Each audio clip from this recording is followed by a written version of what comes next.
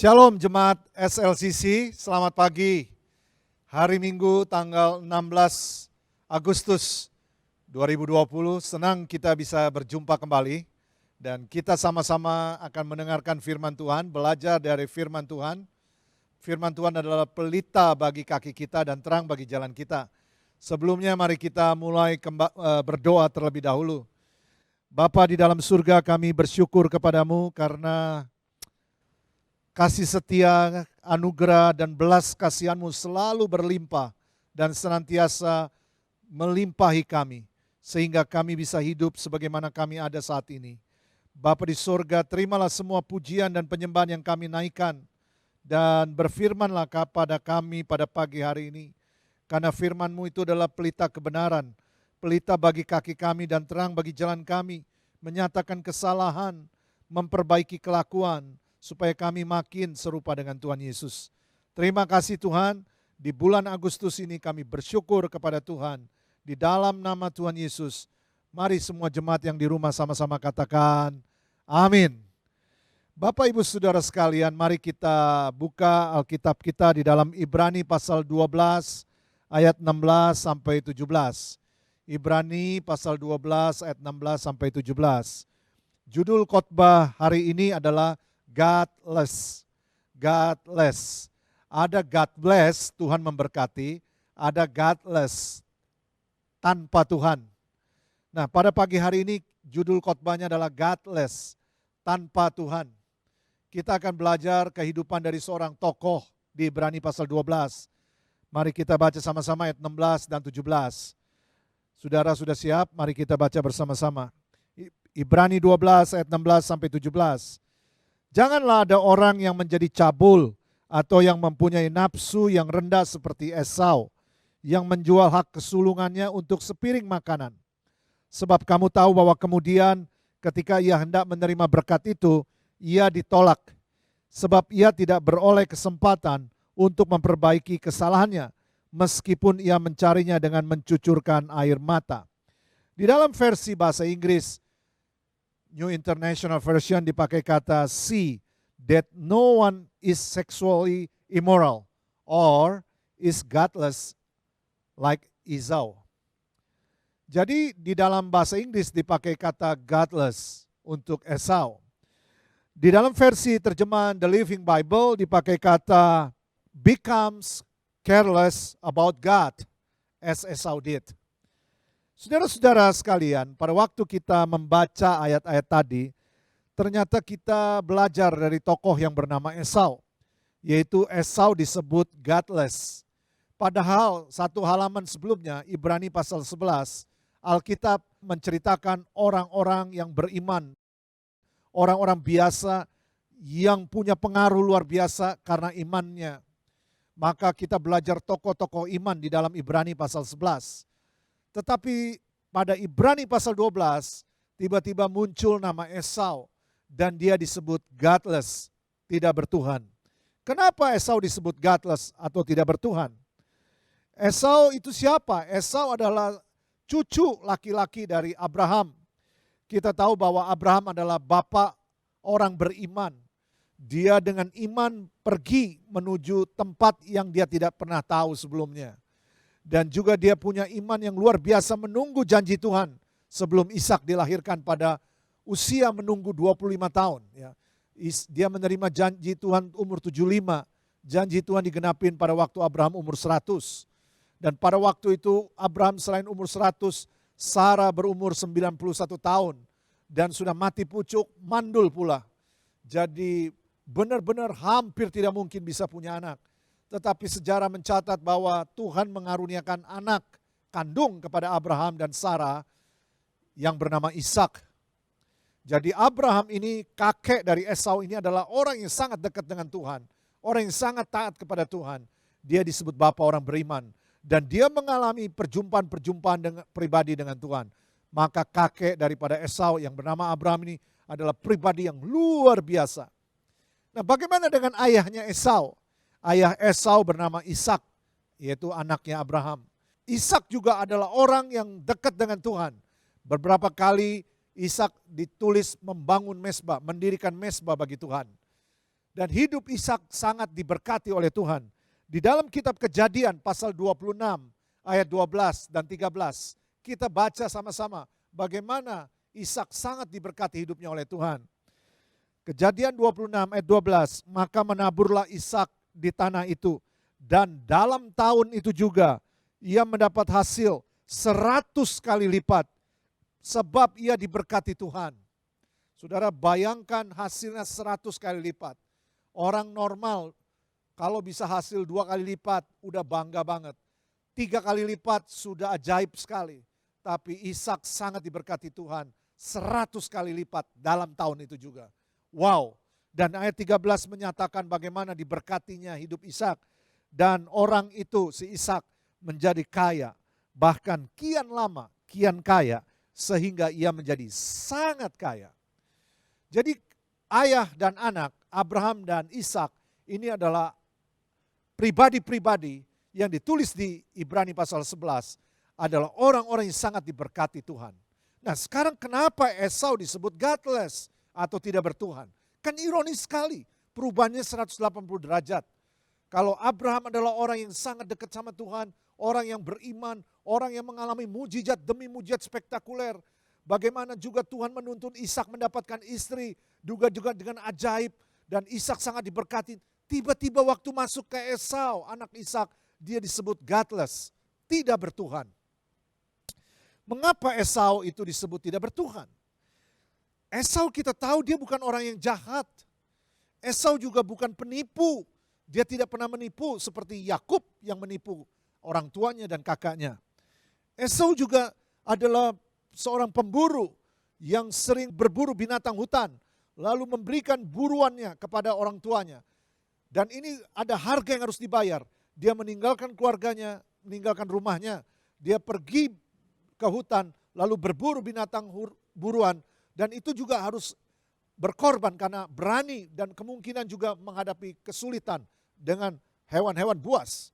Jadi Esau ini adalah orang yang pemberani, orang yang mengasihi orang tuanya, orang yang tidak menipu, orang yang punya kekuatan fisik yang baik. Tetapi kenapa Alkitab menyebut dia tidak bertuhan? What's wrong? Apa masalahnya? Esau disebut tidak bertuhan atau godless karena di dalam seluruh Alkitab tidak pernah dijumpai Esau menyembah Allah. Tidak pernah dijumpai Esau mendirikan mezbah. So, Esau disebut godless, tidak bertuhan. Kadang-kadang kita menemukan orang di sekeliling kita, tetangga kita mungkin, rekan kantor kita, atau teman komunitas olahraga kita, atau partner bisnis kita, atau siapa aja yang kita kenal dalam hidup kita. Mereka orang-orang baik, mereka tidak pernah menipu, mereka juga tidak mencuri, mereka setia kepada pasangannya, mereka baik hati, mereka kalau diminta menolong, mereka juga ringan tangan menolong. Mereka orang yang tidak pernah merepotkan orang lain. Mereka juga sering kali berbuat baik. Tetapi orang-orang yang kita bertemu itu, apakah seperti Esau? Kalau tidak ada relasi dengan Tuhan, maka dia dinamakan godless, tidak bertuhan. Walaupun semua itu perbuatan baik, jika hidup mereka tidak ada relasi, tidak ada mendirikan mezbah, tidak ada komunikasi, tidak ada penyembahan kepada Allah, maka dia bisa dibilang seperti Esau, godless. Semua orang di sekitar Esau, pribadi-pribadi di dalam Esau, di dalam kehidupan Esau, semuanya dekat sama Tuhan. Mereka mendirikan mezbah. Misalnya mulai dari kakeknya yang bernama Abraham. Di dalam Kejadian pasal 12 ayat 7 dikatakan, ketika itu Tuhan menampakkan diri kepada Abraham dan berfirman, aku akan memberikan negeri ini kepada keturunanmu. Maka didirikanlah di situ mezbah bagi Tuhan yang telah menampakkan diri kepadanya. Pada waktu di perjanjian lama, orang-orang kalau mau sembahyang kepada Tuhan biasanya mendirikan mezbah karena memberikan korban bakaran. Kita tahu bahwa korban yang sejati adalah Yesus Kristus. Sehingga kita tidak memberikan korban bakaran lagi. Ya. Jadi Abraham setiap kali tangan Tuhan, setiap kali jejak Tuhan ada pada diri Abraham, selalu Abraham mengucap syukur, selalu Abraham menyembah Tuhan. Dan Abraham membangun mezbah, mendirikan mezbah. Itu adalah lifestyle Abraham, seorang yang menyembah Tuhan. Seorang yang walk with God, berjalan bersama Tuhan. Hal yang sama kita temukan pada diri Ishak. Di dalam Kejadian pasal 26 ayat 25, saya bacakan. Sesudah itu Ishak mendirikan mezbah di situ dan memanggil nama Tuhan. Perhatikan, memanggil nama Tuhan. Ia memasang kemahnya di situ, lalu hamba-hambanya menggali sumur di situ. Kita juga lihat setiap kali jejak Tuhan pada kehidupan Ishak, maka Ishak memanggil nama Tuhan dan dia mendirikan mezbah bagi Tuhan. Luar biasa. Bagaimana dengan adiknya yang bernama Yakub? Sama juga. Yakub adalah orang yang selalu mendirikan mezbah bagi Tuhan. Meskipun hidupnya jatuh bangun, meskipun hidupnya perlu mengalami proses pembentukan karakter, tetapi tidak pernah dia lupa mendirikan mezbah bagi Tuhan. Selalu ada relasi dengan Tuhan. Di dalam Kejadian 35 ayat 37, Yakub mendirikan mezbah bagi Tuhan. Mari kita baca. Kejadian 35 ayat 37. Didirikannya lah mezbah di situ dan dinamainya lah tempat itu El Betel, karena Allah telah menyatakan diri kepada Yakub di situ ketika Yakub lari terhadap kakaknya. Jadi jadi jelas ya saudara, meskipun Esau ini dikelilingi oleh kakek, nenek, ya, ayah, ibu, bahkan adik kandung, semuanya adalah orang-orang yang menyembah Tuhan yang benar, Allah. Dia mendirikan mezbah. Tetapi Esau tidak pernah dijumpai satu kali pun mendirikan mezbah. Tidak pernah dijumpai sekalipun berdoa kepada Allah. Luar biasa. Itu sebabnya Alkitab di dalam Ibrani pasal 12 ayat 16 dikatakan Esau adalah godless, orang yang tidak bertuhan. Pelajaran apa yang kita petik dari kehidupan Esau? Karena Esau disebut godless atau tidak bertuhan. Pertama adalah hidup godless, hidup tanpa Tuhan itu seperti hidup domba-domba tanpa gembala. Betapa berbahayanya hidup sebagai domba tanpa bergembala, karena mereka mudah sekali kena serangan. Esau yang tidak bertuhan adalah cermin kehidupan kebanyakan orang Kristen hari ini. Mereka tidak punya Allah dalam hidup mereka. Mereka anggap enteng Tuhan dalam hidup mereka. Di dalam versi The Living Bible, untuk menjelaskan godless-nya Esau ini dipakai kata, watch out, that no one becomes involved in sexual sin or become careless about God as Esau did. Jadi anggap remeh Tuhan, anggap enteng Tuhan, sembrono tentang Tuhan, sehingga tidak ada kaitan dengan Tuhan hidupnya. Nah, saudara-saudara, mereka ingin mengerjakan segala sesuatu berdasarkan kemauannya. Esau dimotivasi oleh cintanya akan dunia ini sehingga lupa cintanya akan nilai-nilai yang kekal. Tidak mengikuti seperti yang dilakukan kakeknya, tidak mengikuti seperti yang dilakukan oleh ayahnya, tidak mengikuti seperti yang dilakukan adiknya. Saudara-saudara, orang-orang ini ingin berkat dalam hidupnya, tetapi tidak ingin mengerjakan kehendak Tuhan. Mengandalkan kekuatan sendiri, semuanya sendiri, tanpa ada relasi dengan Tuhan, tanpa ada koneksi dengan Tuhan. Maka dia dinamakan godless, tidak bertuhan. Pelajaran apa yang kedua yang kita dapatkan? Yaitu kalau kita lihat Esau, kenapa dia dinamakan godless? Karena tidak bertuhan. Apa yang kita pelajari yang kedua? Maka kita lihat Esau membuat keputusan yang salah dan mematikan. Ada keputusan yang salah seperti Petrus menyangkal Yesus 3 kali. Tetapi tidak mematikan pada waktu dia bertobat. Banyak keputusan yang salah pada waktu Thomas meragukan Yesus Kristus yang bangkit. Tetapi kembali dia sadar dan bertobat, maka Thomas menjadi rasul yang luar biasa dipakai Tuhan sampai ke India. Tetapi Esau melakukan kesalahan yang membuat keputusan yang salah dan mematikan. Ibrani 12 ayat 16, yang menjual hak kesulungannya untuk sepiring makanan. Jadi saudara, kehidupan Esau yang godless itu membuat dia mengambil keputusan yang salah dan mematikan. Esau memilih prioritas yang salah. Ia lebih memilih kepada sesuatu yang memuaskan dagingnya saat ini. Ia hanya peduli kepada perutnya dan tidak peduli kepada hal-hal yang menyenangkan kepada Allah. Dia tidak takut kepada Tuhan.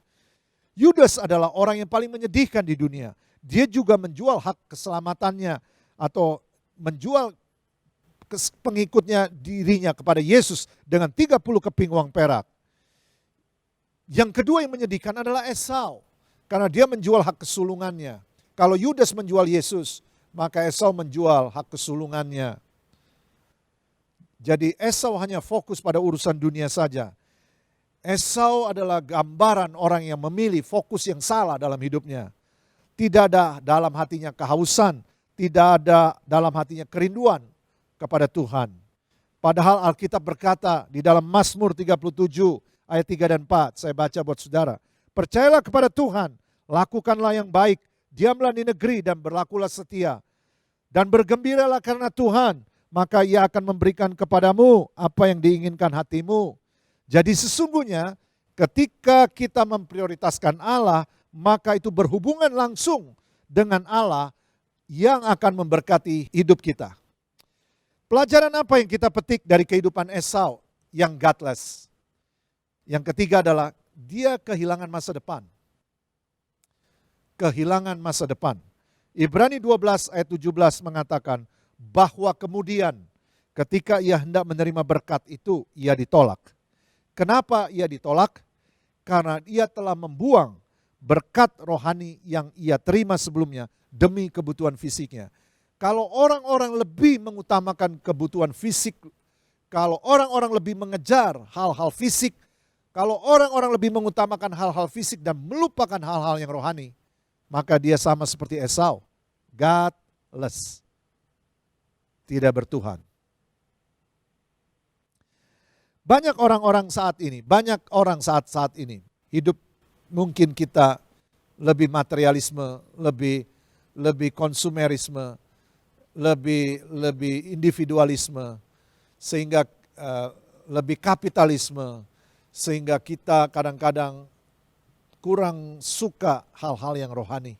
Hati-hati siapapun yang mendengar firman Tuhan pada hari ini, bahwa kesukaan kita jangan seperti Esau, mendahulukan yang utama hal-hal yang jasmani, mendahulukan kacang merahnya daripada hak kesulungannya, daripada hal-hal yang rohani. Kacang merah bisa dilihat, hak kesulungan tidak bisa dilihat. Hal yang rohani tidak bisa dilihat, hal yang jasmani bisa dilihat. Jangan selalu mendahulukan hal-hal yang jasmani, melupakan hal-hal yang rohani. Maka carilah dahulu kerajaan Allah, Matius 6 ayat 33. Carilah dahulu kerajaan Allah dan kebenarannya, maka segalanya ditambahkan kepadamu. Pelajaran apa yang keempat yang kita pelajari tentang Esau yang godless? Yaitu hatinya penuh luka dan banyak masalah. Hidupnya banyak masalah, hidupnya banyak luka. Di dalam Ibrani 12 ayat 17 dikatakan, sebab ia tidak beroleh kesempatan untuk memperbaiki kesalahannya, sekalipun ia mencarinya dengan mencucurkan air mata. Saudara, sad ending, endingnya tidak enak, yaitu hidupnya mencucurkan air mata. Jadi orang-orang yang hidupnya godless, maka di akhir hidupnya penuh luka dan banyak masalah, penuh dengan air mata. Orang yang godless membuat keputusan-keputusan yang salah dalam hidupnya. Keputusan-keputusan salah itu mengakibatkan banyak kesulitan dan masalah dalam hidup mereka. Hidup godless, perhatikan, bukan God bless. God bless, Tuhan memberkati. Godless, B-nya hilang, artinya hidup tanpa Tuhan. Membuat hati kita menjadi kosong dan selalu mencari pelampiasan untuk memenuhi hati yang kosong. Dan masalahnya gak pernah bisa memenuhi hati yang kosong. Karena itu hidup yang godless menghasilkan banyak raja-raja, pemimpin-pemimpin yang hatinya luka, yang hatinya kosong, penuh masalah dan melukai banyak orang di bawahnya. Mungkin saja ada orang yang sangat sukses, mungkin saja ada usaha yang sangat diberkati, mungkin dia terkenal, dia punya semuanya.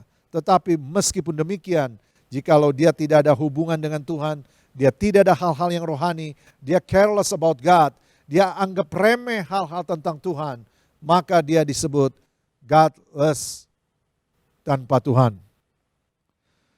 Untuk menjadi godless, orang tidak perlu menjadi pembunuh. Esau tidak pernah membunuh. Untuk menjadi orang yang godless, tidak usah menipu. Esau tidak pernah menipu. Untuk orang yang menjadi godless, tidak bertuhan, tidak perlu orang malas, karena Esau juga rajin.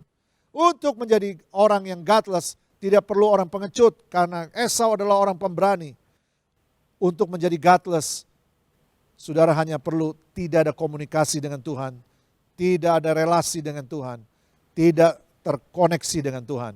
Pada waktu itulah Anda godless, careless about God, anggap remeh semua hal-hal tentang Tuhan. Jadi hari ini sebelum saya tutup, saya teringat firman Tuhan di dalam Wahyu pasal 3 ayat 20. Dikatakan, lihat aku berdiri di muka pintu dan mengetuk. Jikalau ada orang yang mendengarkan suaraku dan membukakan pintu, aku akan masuk mendapatkannya dan aku akan makan bersama-sama dengan dia dan dia bersama-sama dengan aku. Bagi Bapak, Ibu, Saudara yang mendengar firman Tuhan hari ini, jikalau engkau pernah kenal Tuhan, tetapi kamu sudah jauh dari Tuhan, maukah engkau berkata kepada Tuhan pada siang ini, berkata, Tuhan, aku salah dalam prioritas hidupku, dan aku mau memprioritaskan Tuhan kembali. Aku mau seperti Yakub, bukan seperti Esau. Aku mau seperti Ishak, bukan seperti Esau. Aku mau seperti Abraham, bukan seperti Esau. Meskipun Abraham, Sarah, Ishak, Ribka, Yakub, dan keluarganya semua menyembah Tuhan. Tapi Esau disebut godless. Ironis, terjadi di Ibrani pasal 12. Padahal Ibrani pasal 11 banyak sekali contoh-contoh orang-orang hebat, orang-orang yang disebut tokoh-tokoh iman. Esau bukan tokoh iman. Esau disebut tokoh yang godless. Karena itu saya simpulkan pada hari ini, hidup yang godless tanpa Tuhan seperti domba tanpa gembala. Itu yang pertama. Yang kedua, membuat keputusan salah dan mematikan. Bukan cuma di bumi, tapi dalam kehidupan yang kekal. Yang ketiga, dia memiliki kehilangan masa depan. Masa depannya menjadi mencucurkan air mata. Hati yang penuh luka. Yang keempat, dan banyak masalah. Mari kita hindari hidup seperti Esau. Hidup yang kelihatannya fine. Hidup yang kelihatannya baik-baik. Tetapi sebenarnya hidupnya godless. Jikalau Anda kurang rohani hari-hari ini, jikalau Anda kurang relasi hari-hari ini, semua yang mendengarkan firman, dan Anda ingin kembali kepada Tuhan, mari saudara tundukkan kepala dan taruh tanganmu di dadamu, dan ikutin saya berdoa saat ini. Siapapun juga yang menyaksikan tayangan ini, jikalau engkau merasa jauh dari Tuhan, jikalau engkau banyak aktivitas dan sangat minim hal-hal yang berkaitan dengan Tuhan, sehingga sadar atau tidak sadar, Anda menganggap remeh hal-hal yang berkaitan dengan Tuhan. Mari kembali kepada Tuhan. Dan saudara yang mau kembali kepada Tuhan, taruh tanganmu di dadamu. Dan ikutin saya berdoa. Bapa di dalam surga, pada siang hari ini, aku mengaku semua dosa-dosa dan kesalahanku yang sudah jauh daripada Tuhan. Ampuni Tuhan, darah-Mu di kayu salib menguduskan dan menyucikan aku. Tahirkan, dan aku mau kembali kepadamu. Aku mau selalu mendirikan mezbah, menyembah-Mu, Kau prioritas pertama dan utama dalam hidupku. Ini doaku mulai hari ini dan seterusnya. Yesus Kristus, Tuhan dan Juru Selamatku. Dalam nama Tuhan Yesus. Amin. Bagi Bapak Ibu Saudara sekalian yang membutuhkan bimbingan doa atau perlu bimbingan lanjutan, Bapak Ibu bisa menghubungi nomor-nomor di bawah ini. Mari kita menjadi pribadi-pribadi yang mengasihi Tuhan, sehingga hidup kita yang cuma satu kali ini tidak menjadi godless. Mari saya undang bangkit berdiri, kita akhiri ibadah kita. Bapa di dalam surga, terima kasih Tuhan untuk firman-Mu. Tuhan berkati umat-Mu. Terima kasih Tuhan, berkati umat-Mu, berkati juga Indonesia yang besok merayakan ulang tahunnya. Kami bersyukur untuk negeri tercinta. Bapa pelihara Indonesia. Bapa berkati Indonesia. Biarlah favor Tuhan, perkenanan Tuhan turun atas Indonesia. Shalom Tuhan turun atas Indonesia. Terima kasih Tuhan. Jemaat-jemaat Tuhan, arahkan hatimu kepada Tuhan. Tuhan memberkatimu. Tuhan melindungimu. Tuhan memberikan kau favor. Tuhan memberikan kau perkenanan. Karena itu janganlah engkau takut. Tuhan menyinari engkau dengan wajahnya dan memberikan kau kasih karunia. Tuhan menghadapkan wajahnya kepadamu dan memberikan kau damai sejahtera. Karena itu bawalah segala berkat dan rahmat dari Allah Bapa, cinta kasih dari Tuhan Yesus Kristus, penyertaan dan kuasa Roh Kudus turun atas hidupmu. Di dalam nama Tuhan Yesus, semua yang percaya sama-sama katakan amin. See you next Sunday. God bless you.